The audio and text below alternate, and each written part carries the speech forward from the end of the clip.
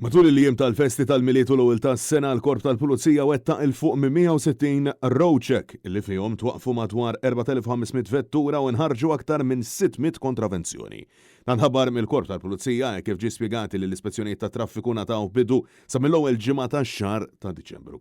In-nuqqasijiet li nstabu matul dawn l-ispezzjonijiet kienu jvarjaw minn sowwieqa li nqabdu jsuqu mingħajr liċenzja jew liċenzji mhux imwaħla.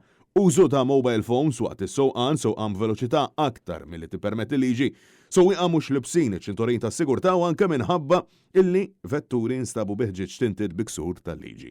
Ta' numru ta' vetturi ġew immurkati għax is-sewwieq ma ppreżentax liċenzja valida waqt illi nħarġu wkoll kontravenzjonijiet fuq vetturi Y plates il ma kellhomx il-permessi relatati. Fortunatament matul il-lejl li għadda ma ġewx irrapportati inċidenti ta' traffiku waqt li matul il-jiem kollha tal-festi ma seħħ ebda inċident serju ta' traffiku.